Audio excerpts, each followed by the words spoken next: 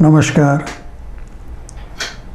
We were talking about bonding of karma in the last class, and we studied how different kinds of karma bond with the soul. I also told you that the soul has power of free will, and it is able to overcome the effects of karma. It can even destroy karma. So karma is not the master, soul is the master. So we'll talk a little more about this aspect today. We'll study what are 7 tattvas, or 7 fundamental truths as we call them.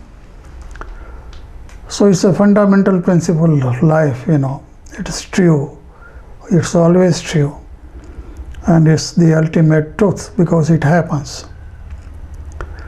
There are 7 tattvas: Jeev, that is soul; Ajeev, Pudgal; Ashra, inflow of karma; Bandh, that is bonding of karma; Samar, or stopping of karma, stopping of inflow of karma; Nirjara, or what called shedding of karma; and moksha, or liberation or nirvana.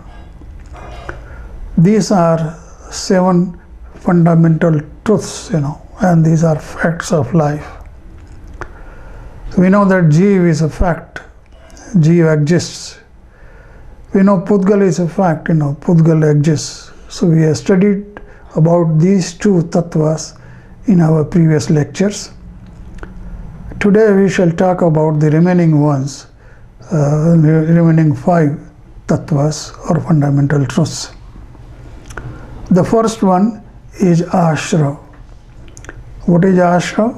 Ashra is inflow of karma into the soul. There are 2 types of ashra. One we call as bhava ashra, and another we call as a dravya ashra. We must understand these 2 clearly. What is bhava ashra? When the karmas are inflowing, they leave an impression on the soul, as I told you earlier. And that impression carries the information of the activities which are being performed by the soul. And the activities are normally in the form of physical activity or mental activity or verbal activity. So whatever activity is being performed by the soul, there is a karma inflow, and that leaves an impression on the soul. What is the form of this impression, we do not know. There is some system present by which the soul remembers, what action has been performed. So this is supposed to be an impurity in the soul, because this kind of information which is collected in the soul works as a cloud on the natural powers of the soul, so that the natural powers of the soul are not manifested, they are not experienced. But nevertheless, some kind of system is present by which soul remembers the activities. And of course, as you know, because we have had infinite number of births in the past, so information of all births, for that matter, is present in the soul in the form of bhava ashra.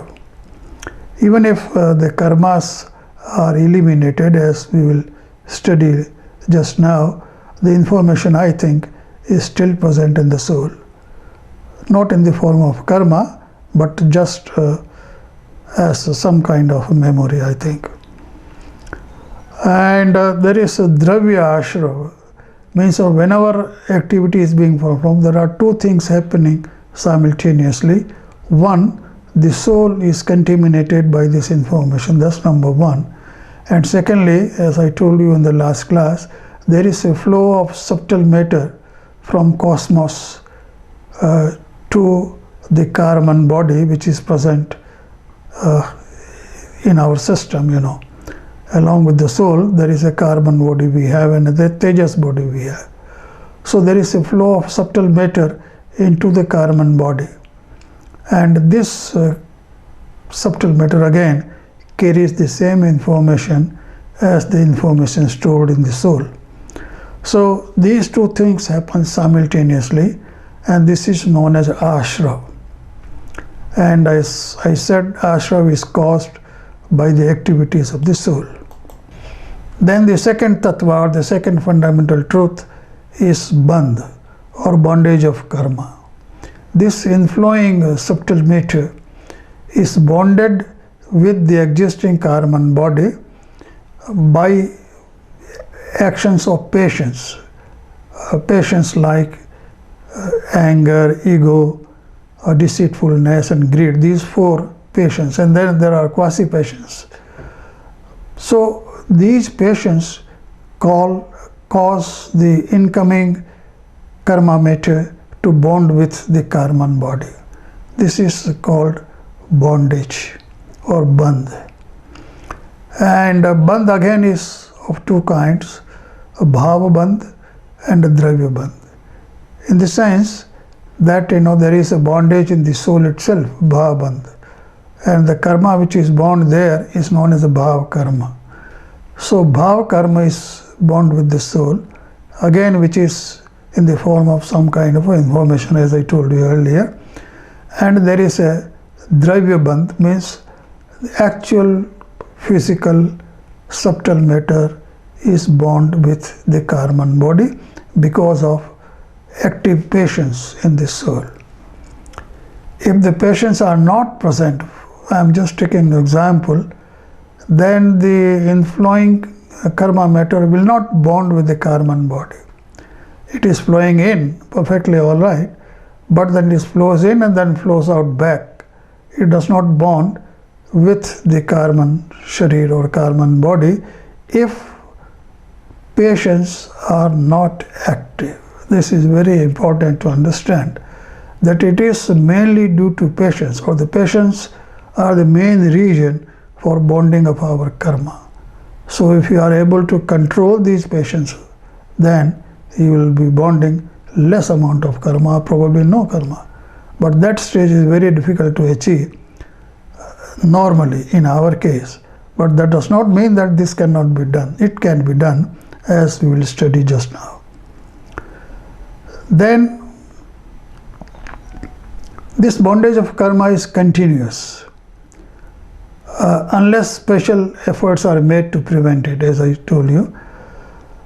It's continuous because we are constantly engaged in some kind of activity, either mentally or verbally or physically. Some kind of activity is always going on, and therefore there is a regular inflow of subtle karma matter. And because we also have patience active, or normally we have some kind of patience active, either patience or quasi-patience, then these will cause bondage. So bondage normally, in the normal situation I am talking, is a continuous process.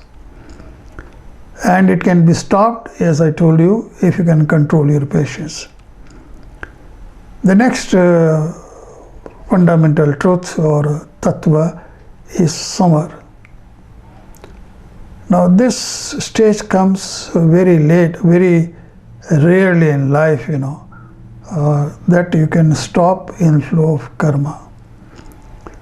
What causes flow of karma? Inflow of karma? Activities of mind, body and speech. So the reverse is there, that you can have the state of samar if you can stop these activities. Now that's a very difficult thing to do. You don't engage in any mental activity, no thoughts, any kind of thought, or no verbally, don't speak either loudly or murmuring, or even just thinking of words is a language. So no kinds of speech or no kind of physical action. It's very difficult state to achieve. Normally, even if you are not doing any physical activity or you are not speaking, your mind is working. His mind is always thinking, it is constantly thinking, and it's very difficult to stop the activity of mind. That's a very difficult task. Normally a person is not able to do that. So therefore the mental thinking and mental activity is going almost all around the clock. Even probably in your dreams your mind is acting. So there is a constant inflow of karma. So samar is a very difficult task, how to control the activities. This is done by special efforts, and a person has to make special efforts for this. The normal state of being cannot control the activities. So there are religious practices which are austerities. Austerity means tapasya, sadhana, upasana, those kinds of things, and meditation, contemplation, and so on, which can stop activities of your mind, for the time being. So for that duration of time in which suppose the mind is not working, there is samar. You don't invite karma matter to inflow into your system. Then there is concept of nirjara, which is shedding of karma. This is very important. All through we have been talking of karma, bonding of karma, effects of karma, experiences of karma, and so on, as if karma is everything in our life and we can't get rid of these things. And if you can't do that, normally there can be no nirvana, that's impossible. So the most important thing, if you want to proceed towards nirvana, is to nirjara, shedding karma. Stopping is one thing and shedding is another. Shedding means whatever karma are present in this system, you have to remove them. Now how do you do it? The concept here is, I'll give an example. Suppose you have water tank and there is inflow of water into this tank and you want to empty the tank. What should you do? You drain out the water. But the draining out water will not empty the tank unless you stop the inflow. So that is samar. So stopping inflow is samar, and then draining out water is nirjara. Then only you can empty the tank. Similarly, if you want to remove all the karmas which are attached to the soul, you have to do two things. Number one, first stop inflow. And I told you the methods by which the inflow can be stopped. Then how to remove these karmas which are existing? That's again by meditation, tapasya, penance, austerities, austere measures, these things, These things then, in a way allows the soul to use its power to remove the karma. And the way the karmas are removed are again of two kinds, what we call as a bhav nirjara and a dravya nirjara. Bhav nirjara means those information which are stored in the soul in some way, that information is being deleted. You understand, like this. So that, and once that information is in the soul is deleted, automatically the karmas which are physically present in the karman body also shed off. There is always a balance or equilibrium between the bhav karma and the dravya karma. There is always, equilibrium is always maintained, So if you remove bhav karma by some means, automatically that part of dravya karma will also be removed. And vice versa, if you remove the dravya karma by some means, by some measure, austere measure, then the corresponding bhav karma shall also be removed, so that a equilibrium is maintained all the time between dravya karma and bhav karma. This is a very important principle. So nirjara, if you talk of nirjara, then the major part of nirjara can take place only through bhav nirjara. Now that is the power of the soul to remove that information. So we had to activate, or we had to allow our soul to act, and that can be done only through controls, which we must exercise on our patience, on our activities. And this is done with the help of meditation, particularly meditation. Bhagavan Mahari used to meditate only. That was the form of tapasya he had. He used to meditate all the time.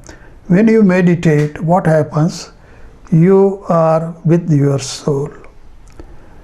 Normally, people like us, are conscious of our body, and we are not conscious of ourselves all the time. We might be conscious, or we may go into that kind of state when we are conscious of the soul, but that is very momentarily. So that does not help very much, If you reach a state where you forget your body and go beyond your mind, because the mind is the main hurdle, in reaching to the soul. So you have to calm the mind, you have to subside the mind, you have to silence the mind, so that once this is done, then you are able to experience the presence of your soul.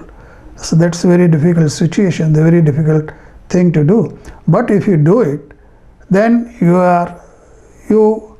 experience your soul, you experience the soul, and you reach a state where you forget your body, you forget your mind, and you remember nothing else but the soul. In that state, soul can exercise powers to remove whatever information is there, slowly, not at once, So that also takes time. Bhagavan Mahavir took 12.5 years to reach a state of omniscience, Keval Gyan. So it depends upon the individual, of course, individual case, but it's a time-consuming process normally. When the karmas can be removed, there is another point, The moment you bind karma, you cannot remove the karma. I told you earlier, there are 4 features of karma: the pradesh bandh, prakriti bandh, sthiti bandh, anubhag bandh. What is the sthiti bandh? I told you the karma is born for a certain duration of time, and only after that period of time that the karma becomes active or can be made active. You can understand this with the help of an example. For example, you have a deposit in the post office. The system in the post office is, suppose the deposit for 10 years. Then the system is like this, that suppose you cannot withdraw the money for the first 3 years. There is a moratorium. You cannot withdraw your money. It's your money, but you cannot withdraw it. After 3 years, if you have a demand or if you have a certain amount, it is possible for you to withdraw the money as per rules. So you can do that from 4th year to 10th year. And after 10 years, that is the maturity period, the whole money is yours, You can withdraw the entire money. Same as the system with karma. When a karma bonds with the karman body, that karma remains in a moratorium state or period for certain duration of time. And during that time, the karma is inactive. It does not exercise any influence on the soul. At the same time, normally it cannot be shed off. It doesn't become active. Maybe that, in the state of deep meditation this happens, I do not know. But there is a moratorium period in which the karma normally will not become active. After that moratorium period, up to the maturity period. During that duration, karma can be made active if there is a cause, and the cause is in the form of a nimit normally. So if the soul comes across a nimit or a cause, then that karma gets rise. If the karma rises, and then you have or experience its effect. So this is the system how the nirjara takes place. Nirjara can take place voluntarily, involuntarily, both ways. Involuntary rising of karma means the karma rises after the maturity period, and so happens when the karma gives its fruits or its effect, that part of karma sheds off the karman body. This is the system. So once the karma has given its fruits, or we experience the effects of that karma sheds off the karman body. So that way there is a continuous nirjara also, but this is savipak nirjara, that in which we experience the fruits of that karma and then it sheds off. There is another way which we call as avipak nirjara. It's voluntarily, as I told you earlier, with the help of austere measures, tapasya, sadhana, upasana, meditation, you can make the karma rise before the maturity period without experiencing its fruits. It sheds off the karman body without giving any experience kinds of things. This is avipak nirjara. Both nirjaras are possible, but the avipak nirjara is possible only with the special efforts, which had to be done. And this normally is possible. It's possible for the household laymen also, but generally this takes place with monks, who are able to do those kinds of exercise and activities. Then we have the last tattva or fundamental truth as moksha, liberation.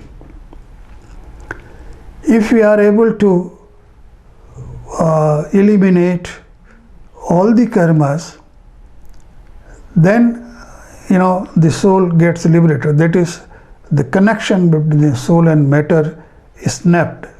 There is no more connection between the two. Soul becomes free of karma. In that state, this is called liberated soul. It's no more bound with matter, either in the form of karma or another body. But before that, I told you earlier also, there is another state where you destroy only the ghatiya karma. Only ghati karma are destroyed. And the aghatiya karma are still in balance. That means the soul is still embodied, it is in the body form, but because the ghatiya karmas have been destroyed, now the natural powers of the soul are being expressed, and the soul becomes a keval jnani. Now the soul experiences infinite knowledge, infinite darshan, and perfect bliss and infinite spiritual power. Those natural powers of the soul are being now experienced, and the person now experiences the truth. He is able to see the whole lok. He is able to see the past, he is able to see the future. He is able to see the minutest part like Paramanu. He can see the biggest part like lok. And he knows the truth, He doesn't have to do anything. The truth is reflected in his soul, So he at once can answer any question, any doubt he can clarify. He doesn't have to do any effort, It is natural, spontaneous. So that kind of state is reached when the ghatiya karma are destroyed by the means I told you earlier, and this we will discuss again in our later lectures. And an arihant, as I told you, is a Tirthankar when he teaches the religion. For that, he has to bond the Tirthankar Nam Karma. I am not going to give those details here, but the Tirthankar teaches the religion. And whatever I am telling you is because he has taught us his teachings. It is based on teachings that I am talking to you. And at the end of life, when the ayu karmas are over, okay, the agatya karmas are also being destroyed, and the soul gets liberated. And in that state, then the soul has no body, no kind of body, it's pure soul, and it once migrates to the top of lok known as the Siddha Shila. There, then it resides there for all the time.